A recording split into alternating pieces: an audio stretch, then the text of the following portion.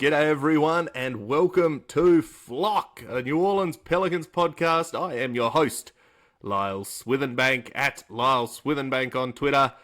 And you may well see that I'm joined by the fantastic Jake Madison from Locked On Pelicans. Jake, welcome to the show. How are you, mate? I'm doing well. Always happy to be on talking hoops with you, buddy. So I'm excited to be here and talking all things Pelicans now.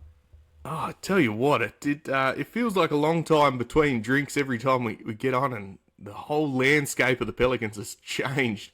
And once again, so you were in town in what, January? Is that when it was? yeah, December? so yeah, exactly. Which, what was that, 7 months ago now? So I don't know. Very different like that. since then. Tell you what, yeah, I was there and met David Griffin, and he gave me a signed Zion shoe, and we were sitting in all the getting all the royal treatment. It was all very special, and then all of a sudden it's okay, well, all them are gone, so we've got a whole new look front office. I reckon let's actually start there. I know we talked about off camera going through the summer league game. We'll get to that later on, but let's start with the transition, I'm going to call it, of the Pelicans. Complete rehaul in that front office. David Griffin out, Joe Dumars on. What are your thoughts, I suppose, a few months into the regime change at the Pelicans?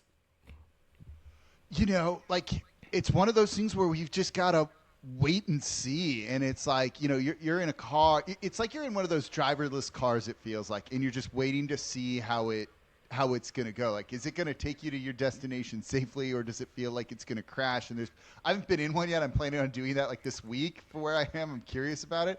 It's like there feels that sense of like anything could happen here, right? They rushed into the hire of Joe Dumars, and when he was hired, despite, a good track record at times in Detroit, both as a player and as an executive, they did not interview really anyone else, and they had known they were hiring Joe Dumars before they got rid of David Griffin, which, look, that can be fine.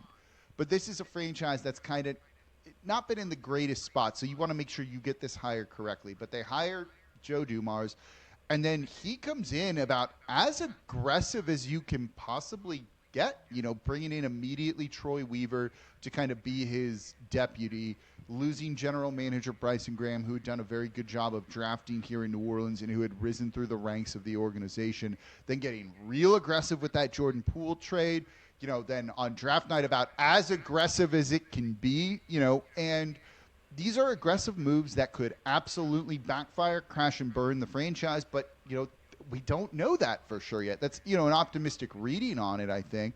You might not like the process from it, but what matters in sports is results. So if the Pelicans go out and make the playoffs this year, trading that pick next year doesn't look as bad all of a sudden, right? If Jordan Poole has not a breakout year because he was kind of underrated last year, but plays really well, like I can see where that move makes a lot of sense. So it's one of those things where we've got to wait and see, but that's not exactly like the sports media era we live in. People want to rush to judge certain things. So I don't know. Time will tell with some of these moves. It could be great. It could not be great. It could be somewhere in the middle. We just have no idea right now. Yeah, and I think you hit the nail on the head, right? Results. This is a results-driven league. Make or miss, as the old phrase says. And it's one of those situations that, I was critical at the time. You sack David Griffin, you get Joe Dumars in, 12 hours later or whatever it was. Basically the next day it felt like. Yeah, exactly. So you say, well, what due diligence was done? Well, look, okay, powers that be made the decision. You just live with it, I guess, as a fan. You say, all right, well, now he's got to go and make a statement, and he has to show, well, no, it was the right decision, or, the results will be as they are, and, it won't turn out, but we don't know. And so, like you said, it's a boom or bust sort of aggression this offseason, going and getting Jordan Poole, which I thought he was going to have a great season at Washington. I mean, probably underrated the fact that no one really watched him, I guess, besides the poor Wizards fans. But I like the addition. I think getting him as sort of a 2IC or 3IC in that Zion Trey sort of, three-man lineup, I think is a good addition. I think he's got a bouncy sort of guard, and I think he can do it. He can do a bit here. Thoughts on this Jordan Poole acquisition? Is probably the headliner, I guess, of that trade. Yeah, he is, right? That's essentially that deal. That trade is essentially CJ McCollum for Jordan Poole. Yeah. I don't view it as a massive move by the Pelicans. I get people who say they don't understand it, but I think I was literally writing this down before we got on, so I kind of love that you asked about it. I'm going to kind of turn this into a whole show. You know, the big reason they did that is CJ McCollum was on an expiring deal, and you weren't going to offer CJ McCollum another contract, right? And when you look at the landscape of the NBA and how transactions are done, this offseason there were two teams with money in free agency, and the Brooklyn Nets aren't even using theirs right now. Yeah. So it's not like if you let CJ McCollum expire, especially with the way the tiered salary cap works, that you have $30 million to spend. You would have had like $8 million if you just let him expire. That's not going to do you any good. That's less than the non-taxpayer mid-level exception, essentially. So what they did was realize, hey, we're going to lose C.J. McCollum for nothing unless we get rid of him. So when people kind of look at that trade and like, well, they brought in Jordan Poole as an extra year on the deal. Good. They should. You need guys under contract for not this coming year, the year after that, I think. So that was partially what I think motivated the move was you have someone that's longer under contract that you can then either trade later or at least play for you next year. And when CJ was just clearly going to be on his way out with that sort of thing. And I think when you look at Poole and the underrated year he had, he shot better from three than CJ last year. It's the only year of his career that he's done that, but it was still a good number, right? That's someone who just can play downhill and attack the basket a little bit more. And when you look at, certain archetypes in the NBA, you look for like an advantage creator. And that's not what CJ McCollum is. And an advantage creator is basically someone who's going to draw two to the ball, right? Two, or, in Zion's case, it's 3 or 4 to the ball. But Jordan Poole can draw two to the ball when he drives and attacks. And that's not something that was CJ McCollum's specialty at this point in time. In fact, when you saw CJ McCollum drive, you saw him specifically trying to avoid contact, right? And that led him to struggling to finish around the rim a good bit. Poole at least is going to try and draw contact and kind of put pressure on the defense by playing downhill. And I think that's what they're looking for in that. And then again, you have him the year after that too, where you didn't have that with CJ McCollum. And look, even if the Pelicans had salary cap space, let's say, this isn't a team that's a big draw in free agency, right? Exactly. So you need to kind of make your moves before free agency happens, and that's kind of what the Pelicans did here. So, like, even if it's viewed as a lateral move, and I think you can easily view it as like, yeah, Poole for CJ, like, blah, whatever, right? They kind of equal each other. Well, one's under contract for one more year and one isn't, and one's younger than the other one. And so, in a sense, I view it as a slight upgrade at the very least for the New Orleans Pelicans. Yeah, and I agree with that. And I think you hit the nail on the head as well with the contract situation, right? We saw how the Brandon Ingram situation played out. In the end, you had to take what you could get because there was no guarantee he was coming back. You also knew you had to get off him and really, hand the reins over to Zion officially, even though, it's probably been a long time coming. But yeah, the lateral move, get Jordan Poole a little bit, fair bit younger, couple of years under contract, and if it all goes awry, if everything, gosh, I hope it doesn't. I hope it really doesn't. But if it all goes awry, well, you've still got another year of salary there that you can move and completely turn the roster over again. So you're not stuck with him, is what I'm trying to say, for 5 years, which some of these bigger contracts are. I think I like the move. I mean, famous last words. I've watched back our show from last year, and we talked about centre by committee. So, right. Who knows? Who knows how it goes? But I think that's the benefit of this off-season, right? Is you get to see all the moving pieces. We get to see it top down. But until they're on the court playing, who knows how it's going to turn out? Well, I think they're also trying to kind of accomplish two things here, right? Yeah. One is after a 21-win season when, like, you've just never had this era under Zion take off the way that you want. Like, you couldn't just run it back with the same roster, right? If you're just going to run it back, just keep David Griffin here and keep doing what you were doing. You don't bring Joe Dumars in, unless you want him to kind of revolutionarily change things, right? Yeah. And so that's something that I think they were focused on doing was, like, we want you to come in and, like, shake things up.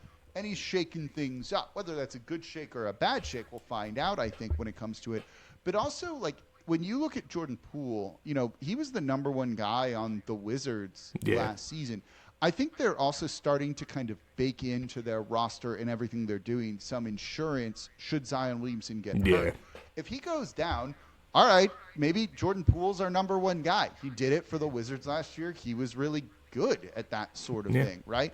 And then when you also look at Jordan Poole, dude plays games. Dude plays games. I'm pulling it up right now, but like this is someone who has stayed healthy for the past couple of years, and that's the type of person they really need on the team, I think, right? Like you need someone that's just not going to get hurt. He played 68 games last year, 78 games the year before that, 82 games the year before that, 76 games, right? Like that's a pretty good track record, I think. And you need someone that's just going to be on the court for this Pelicans team, given the injuries that we've seen. CJ was constantly dealing with injuries here, right? Brandon Ingram was dealing with injuries. Now you get someone, this will be the true test for Jordan Poole coming to this franchise. But if Zion goes down, cool. You turn it over to Jordan Poole and Trey Murphy, and you at least feel good that those guys are going to be able to deliver and be there for you. Yeah, completely agree. And, watching Summer League, you watch a broadcast and they're talking about the injuries. And so it just brings it all back. And you're watching guys like Herb, 68 games. Zion's out 30 or 40, I think. You've got, or maybe he played 30, I think. Trey Murphy was similar. You got these players that just haven't been able to stay on the court, particularly highlighted by just the number of guys out at the same time. DeJounte Murray, another one, you bring him in as insurance as well. He could take over. All of a sudden, he has the worst season of his life. Well, probably the worst year of his life, right? It sounds like from all of the really. interviews. Like it sounded awful, and you wouldn't wish it on anyone. So, gosh, it's really tricky. You get a young guy like Jordan Poole who has been able to create with the ball in his hands. He's happy to go and score, and he's happy to get shots up. I think you've also gone and brought in a guy that's there to create excitement. CJ McCollum, at times, I was there in one of the games where he hit the 11 threes against the 76ers. Fantastic, awesome. But he was a catch-and-shoot guy towards the end. That's where he excelled, right? That's where he was the best, is he could catch the ball and he would cook you from that. Is that what you want to do with a guy that's, 24 or 25 in Zion, in, Trey who's 25? You're sort of shortening the timeline, bringing everyone in on that same age group, and then the two new rookies that we'll get to in a minute. Do you think that is also just shortening, I suppose, getting everyone on the same timeline? Look, I think it's just buying you time, right? Like Jordan Poole's going to be tradable in the future, and I think that's kind of what they're thinking. I think they're kind of focused on a little bit more like future flexibility should they need to pivot, right? Like in a year, you can trade Jordan Poole, you could trade and or waive Zion Williamson, but trade or waive Zion Williamson, and you can just kind of go full on rebuild around Jeremiah Fears and Derek Queen and Trey Murphy and Herb Jones if you wanted to. I think I think they're hopeful they don't have to do that. They're going to be good enough to, avoid that this year. But eventually, that's going to kind of be the future of the team. It's going to be Fears and Queen, right? You're not trading up and giving up a future first-round pick unprotected unless you really believe in building around that guy. So I think that's ultimately going to be their plan, and they want to make sure they have the options to be able to do that while also still being competitive in the short term. They're trying to kind of straddle a line here that isn't easy to do, but you can at least kind of see the vision of what they're trying to accomplish. Might be a blurry vision right now, but you can start to see a shape of what it is they're looking to do. Yeah, completely agree. You're getting your veteran, your 29-year-old Kevon Looney is sort of the old guy in the locker room, but 29 is still, it's a spring chicken. You're in the prime of your life. Live it up, Kevon Looney.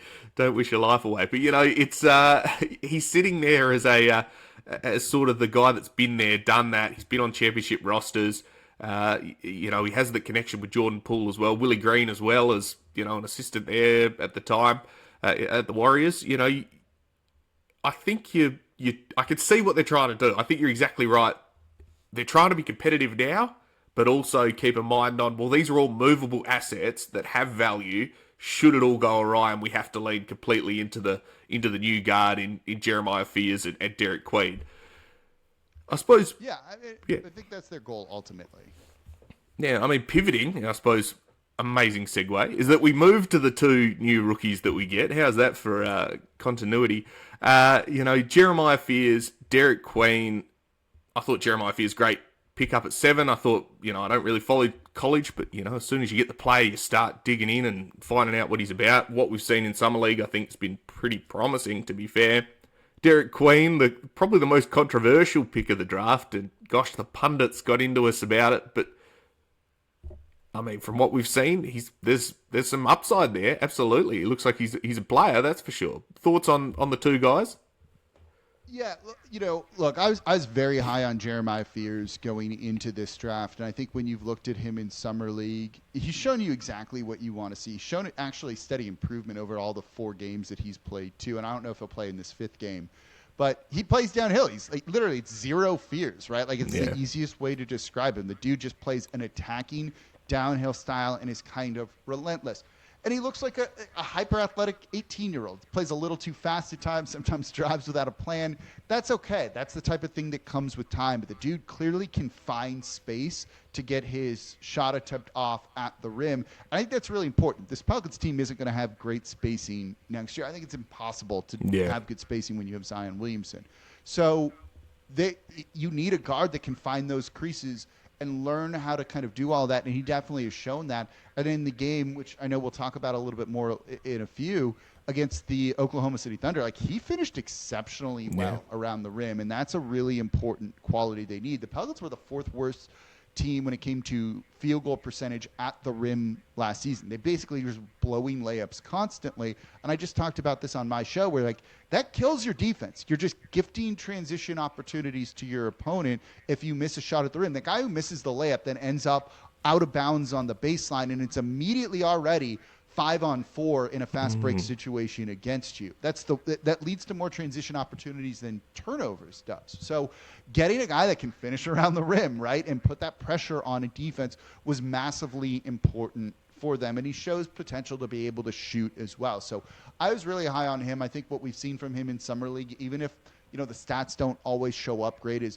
he's shown NBA skills, and that's the most important thing to me. Same thing with Derek Queen. He had a bad first summer league game, really bad first half of summer league, and then really settled in the second half. He's a really unique player. He was easily the most unique big man in this draft, where his skill set is very different than a traditional big man. And that can make it hard to find a role for them or to build around that type of player. Zion's a pretty similar mold like that. And I think sometimes having those kind of unicorn bigs is more of a curse than a blessing, let's say, because it's tough to build around those type of guys. Like what positions, what archetypes do you need? And no one's really ever figured it out, or it's just always like you need shooters, and that's easier said than done.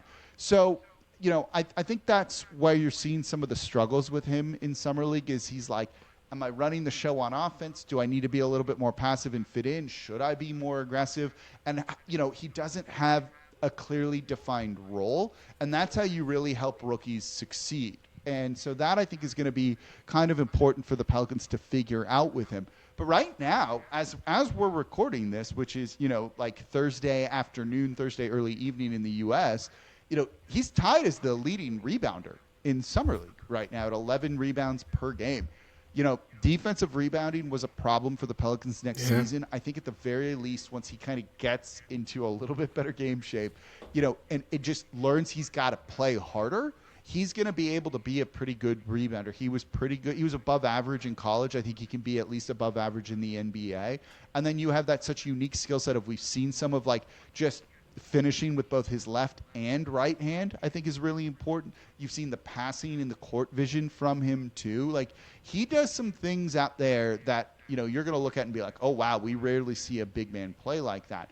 But, what sucks for him is he's got these massive expectations put on him because of the trade on draft night, right? He didn't create those expectations for himself. He didn't want those expectations for himself. But they're going to be on him no matter what. And that's why in that first summer league game, looking at the social media reaction, I thought was just so hyperbolic. I saw a draft. I don't want to call anyone out, but I saw an account that was like, this is the worst summer league performance I've ever seen. And it's like, come on.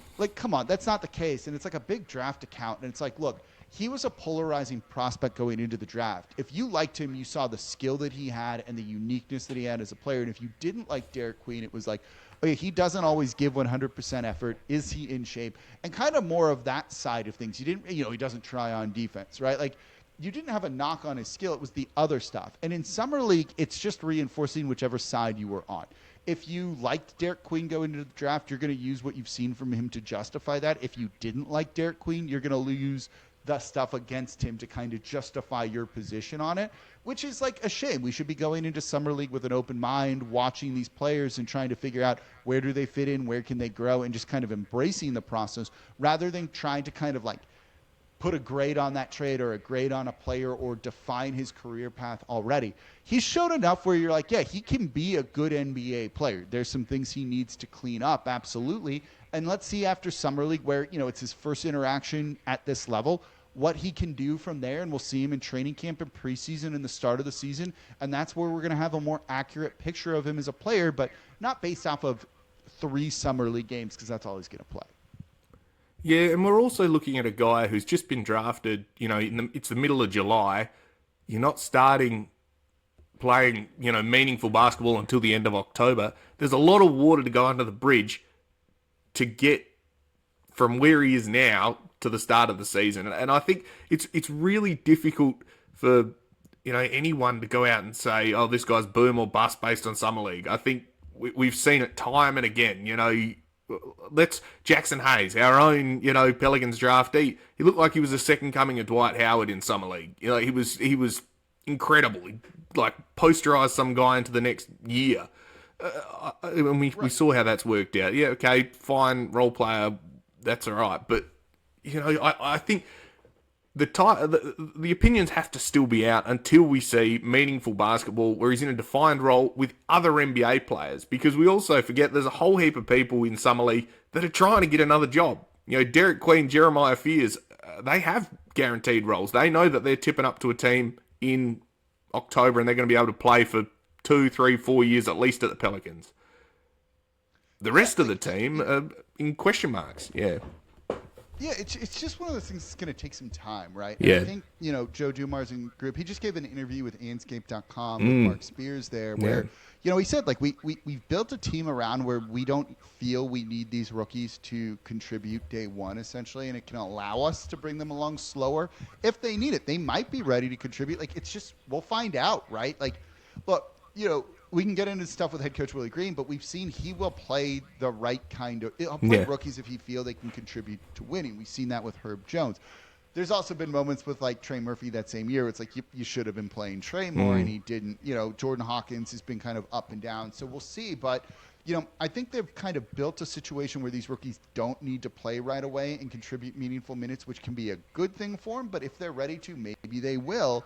And I think that kind of just frees it up for the process to play out, how the process is going to play out, and it doesn't need to be one way or another. Yeah, and I think pressure for spots is important, right? It's so difficult for a team or a competitive team if you don't have guys trying to take your spot and your minutes and vying underneath. If you've got hungry rookies that probably could contribute, well, that puts pressure on the guys that are getting the minutes to say, hang on, I have to play better. I have to make sure that I'm doing my job. Otherwise, someone else is going to take it. And I think sometimes you get complacency. Yes, it was an awful season last year, but injuries take a toll, and it means that the guys that are playing know that they're going to get 30 minutes regardless of how they play. And there are going to be nights where you take off. It's just the reality of things because you know that whatever happens, I'm going to be playing the next game. And so you build that second tier underneath.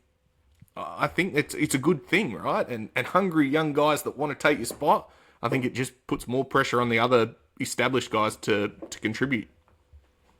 Yeah, I think when it comes to development of the young guys, they definitely need to come up with a comprehensive plan for all of them, right? You look at Dyson Daniels kind of blossoming elsewhere, and he said in interviews, in New Orleans, I kind of played scared. I was looking over my shoulder knowing that if I had a turnover or something, I might get pulled. And you see this a lot, and you hear this a lot from rookies or younger players where, you need to just have them on board with whatever plan it is that you're doing. And Joe Dumars has spoken a lot about player development and really wanting to increase that area with the Pelicans, and I think that's good. Knowing that these guys will have figure out what their consistent role is. I was just on our Locked On NBA Game Night show talking about the Atlanta Hawks and Asa Newell, right? And I think he's in a prime position to succeed. He's a similar player to Kristaps Porzingis, and he's essentially backing up Porzingis. And he knows no matter what, he's going to be getting 15 minutes per night, and just go and do what you need to do in those 15 minutes and play to your role and don't worry about it. And that's maybe what the Pelicans need to figure out with these rookies too. Of here is your role, no matter what, it's going to be consistent for you. That way, if you turn the ball over, just keep playing how you're going to. We're gonna go through this all together. There's a process to it. There's a plan in place, and we're gonna see it through and not have a knee-jerk reaction. And then once to go back to Dyson Daniels, once he got to Atlanta, he's like, they trusted me. I was able to kind of play free. I wasn't looking over my shoulder, and look at what he did in 1 year there. Oh, yeah. Right? And so to make sure the Pelicans need to make sure they're not following in the path of that or a Nickeil Alexander-Walker, where like Nickeil was never going to become the player he became here in New Orleans. No. And part of that is because of role and that kind of stuff. So they need to definitely figure that out for these young guys and have a comprehensive plan in place. And like based off what they've said, I think that'll be the case, and that is at least kind of encouraging for almost doing like a 2 timelines plan like they're trying to right now. Yeah, completely agree. I think role definition is key for these young guys because, like you said, Dyson's sitting there going, "Gosh, if I turn something over, I'm out." You see how quickly trust is built and lost with Willie Green. He is all about it. Garrett Temple had the longest leash of anyone. He could do anything wrong, but he had that trust with Willie Green. Devontae Graham was another guy that until CJ came, gosh, you couldn't get him off the court. There was right. These guys that had built that established trust, and it takes time with Willie Green to build that trust with the players. I think Herb managed to get it really early because he did exactly what Willie Green wanted and beyond. And I think it's on the coaching staff, but then it's also on the players to be able to accept the role and say, I need to be a star in this role. I've got 15 minutes. I need to do everything I can to showcase, to say, I'm actually worth 17 minutes. I'm worth 30 minutes. I'm worth that guy's job.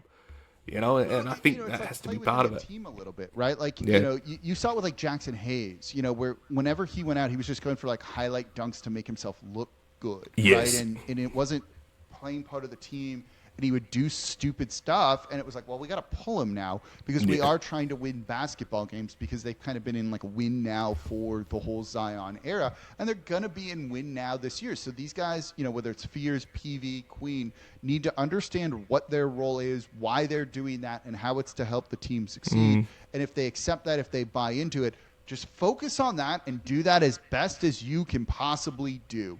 Don't go out and make this, we saw it even with like Najee Marshall at times, right? He'd go in there and he'd be like, it's the Najee show. Yeah. And he'd be like, I'm Michael Jordan, or I'm better than Jordan. And you'd be like, dude, you just turn the ball over like on 3 consecutive it's like, trips please down stop. the court. Like, this isn't the time for it, right? As much as I love Najee Marshall, you have those moments with some of those guys, and that can kind of derail what you're trying to do. So figuring that out, and again, it's just getting everyone on the same page, buy-in from all of that. And I think they're in position to do that. Look, Joe Dumars is going to command respect, right? Like, for his pedigree, his tenure that he's had as a player and as an executive, even if that back half of it with Detroit wasn't great, he's going to command respect from these people. And that'll go a long way, I think. Because the Pelicans as an organization don't really have that kind of credibility overall.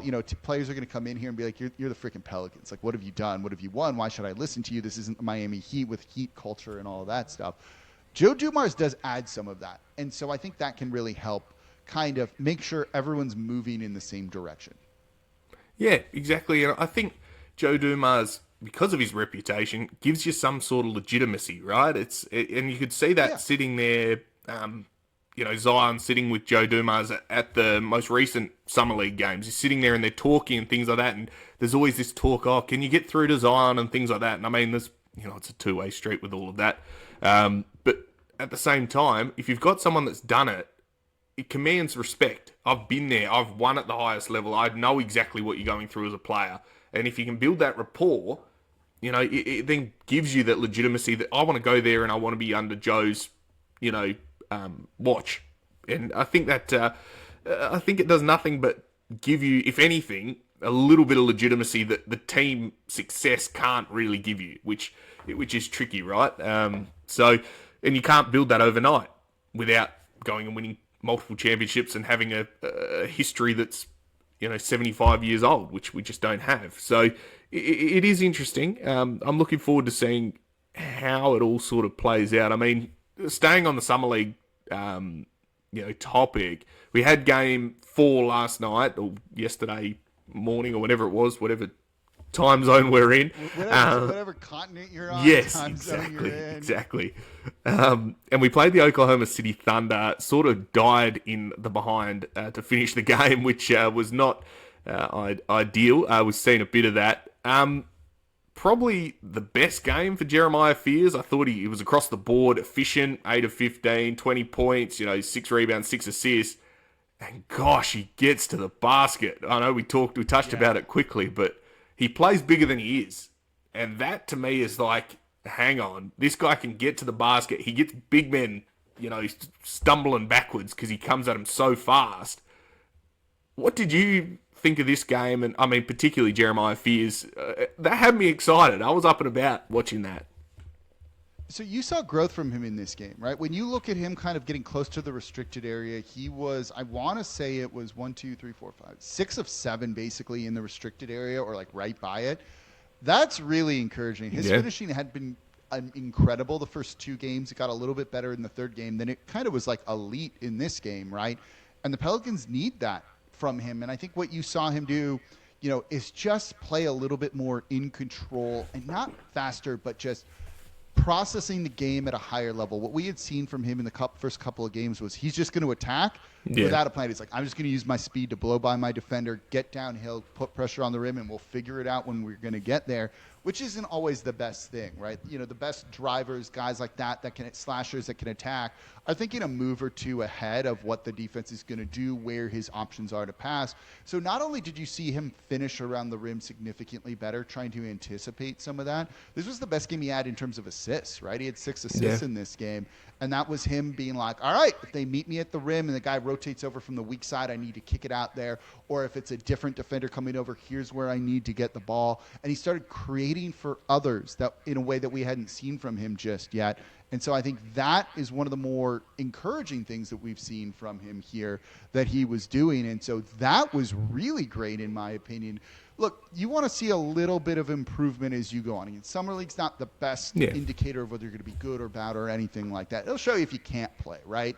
But you saw him steadily improving in all of these games with kind of this being the crescendo for it. I don't know if he's going to play on Friday in the 5th game. I think he's maybe shown enough, although I wouldn't hate to see him out there. But that steady improvement of, okay, cool. We know what he can do. Now he's building on what he can do in terms of processing, thinking ahead, finishing at the rim, kicking it out to open guys.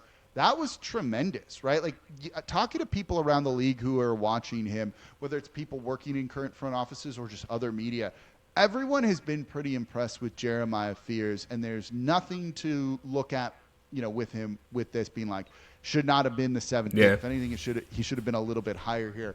But what he's capable of doing, what he can bring to the team, really jumps off the screen at you, I think. Yeah, completely agree. And, with the 6 assists, it was that change of pace. I think in the first couple of games, it was like you said, I'm just going. There's the basket, I'm going at it, and we'll work it out when we get there. This one, there was that control. It was, hang on, I'm the best player out here, and you could see he always has that mentality. But in this was, no, I can actually control this game. They're bringing defenders to me. I can break down their defense and kick out, and we're getting the hockey assists and things like that just don't show up in the stat sheet. But I thought he was great, and recognizing that I can get there if I need to, and they know I can, but I don't have to go to the basket every single time, really showed that there's another layer to his game. And I think it's also that he decided that he didn't have to force it as much, is what I'm trying to say. You could see in the first couple of games, I can make that pass, but the teammates... Let the game come to him a little bit exactly, more. let it breathe. Exactly what you wanted to see. Yeah, and I love that. I thought that was a really, really good sign from him. There wasn't that idea that, and maybe it was that Derek Queen wasn't on, and so you didn't have to, also try to make him look good because, as your point guard, it was more... let the game breathe. I'm not forcing anything. I'm the focal in the offense, and whatever happens, happens. And yeah, I was impressed. I was wildly impressed. I thought some of the more veteran guys probably took a little bit more of a back seat in this one, like Lester Quinones and Reeves. Think, right? Yeah, like that's what you want to see. Exactly. So I was really happy with that.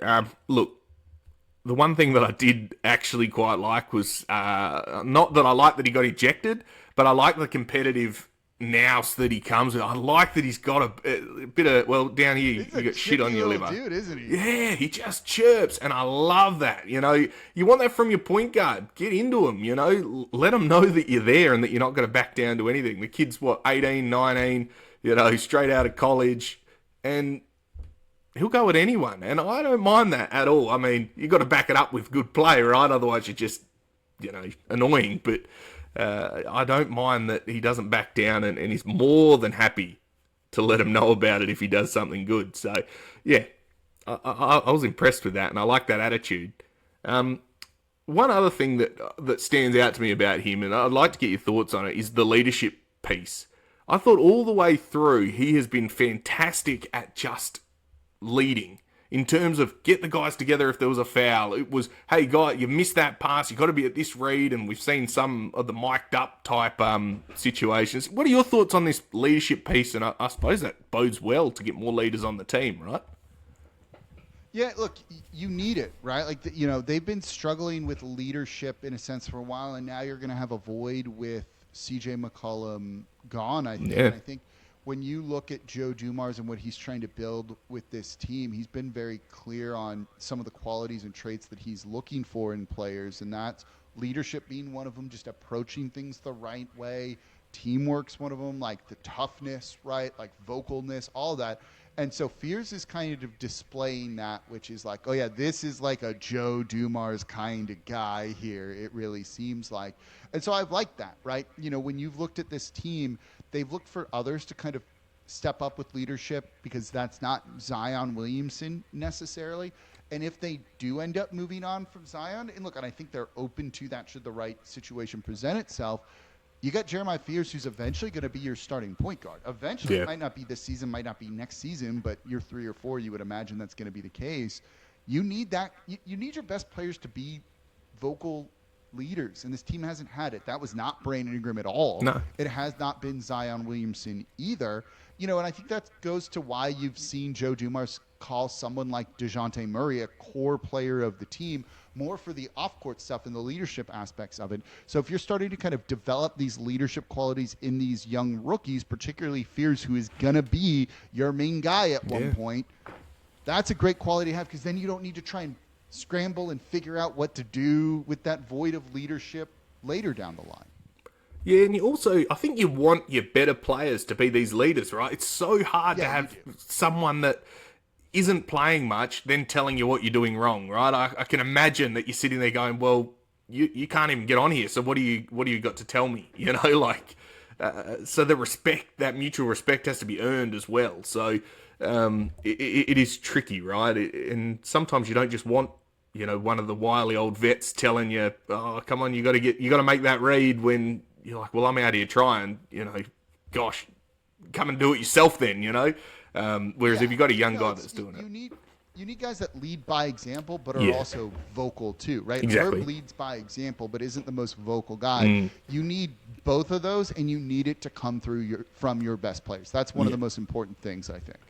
Yeah, completely agree. And, I suppose it's just a wait and see sort of situation, right? We get the Pelicans in Australia. Is there any Jake Madison appearance in Australia? Is there the scoop that he'll be in Melbourne? I don't know.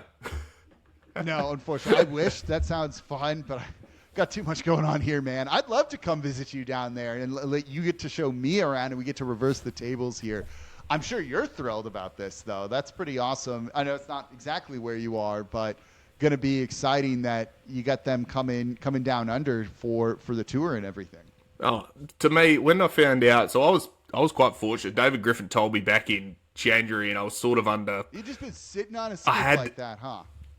You get told these things, and then you're sort of like, well, no one's talking about it. And then down here, they started saying, oh, it's going to be the Hawks, or it's going to be the Bulls, or it's where Giddy and Dyson and, the Australians are playing. And I'm sitting there going, you're going to make me look like an idiot if this is because I told a couple of people, oh, they're coming. But, when it got announced, I was like, oh, finally we could talk about it. But I thought that was it was so exciting. Really, really big deal for Australian basketball and for Australian NBA fans.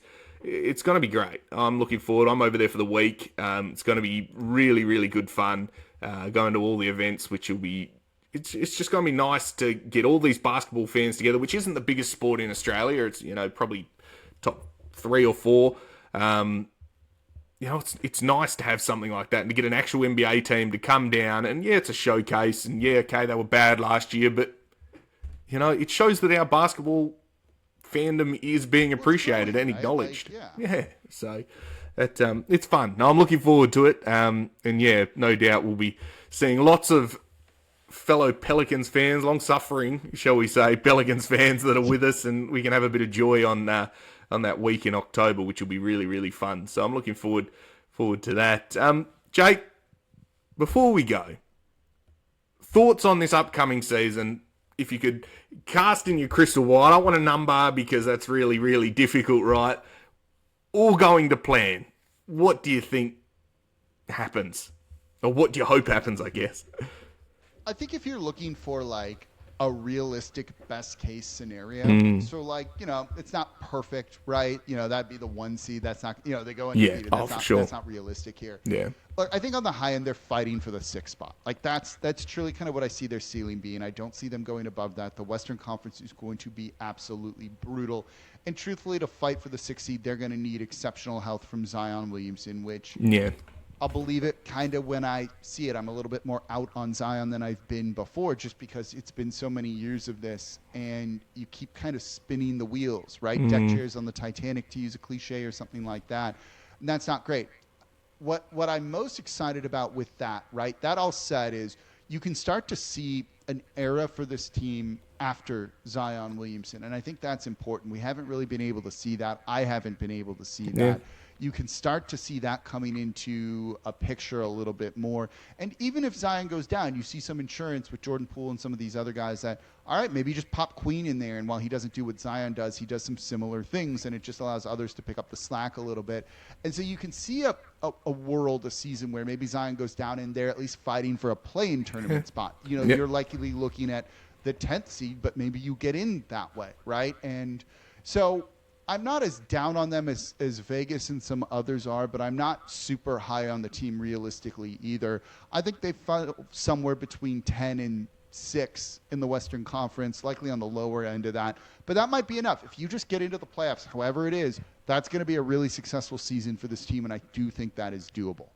Yeah, I think that feels reasonable, right? I think that's exactly where we are. All health being the biggest asterisk. I think it's always going to be, and it's so difficult to predict what will happen, what will transpire, because I don't think anyone predicted 21 wins last year and, 3/4 of the team injured for more than 10 games, which is just insanity. So, if we get a mildly healthier season, well, hopefully much more healthy season. It, right? Health is a big part of it here. And also when they're injured versus, you lose a few people in October, you can make up a bit of ground if you're all healthy in January, February, March, April, right, and finish strong. So that's always been the big trouble, is that Zion will get injured right when we're about to make a push, or even in the play-in, so that makes it really, really difficult. But Jake, thank you so much for coming on. It's been fantastic to chat to you. Can you plug your show? Well, you're on the TV now, so where can we watch you? What's happening? And anything coming up that you'd like to spruik? Yeah, just look, Locked On Pelicans. We're there Monday through Friday on YouTube, wherever you get your podcasts, now on the Gulf Coast Sports and Entertainment Network. So same place you watch the Pelicans play at 10:30 a.m. Central Time every weekday, which is really cool. So we're going to be talking more about Summer League, recapping that. I want to get into some of the role players in the coming weeks on this team and how they can impact this team in a positive way. And we're just covering all angles of everything here. Awesome. Well, thank you very much, Jake, for taking the time. It's always a pleasure to chat. And, we'll be watching these Pelicans. Whatever happens, I suppose we'll be here and we'll be chatting about them. So it doesn't matter. But we'll be celebrating this time next year. And who knows, maybe a wildly successful season, and we, build a statue of Joe Dumas for all of the work that he's done for the Pelicans resurgence. All for it, if that's the case. All right, guys, this has been Flock. I am your host, Lyle Swithenbank, joined by Jake Madison at NOLA Jake on Twitter. Stay safe, and of course, Bye for now.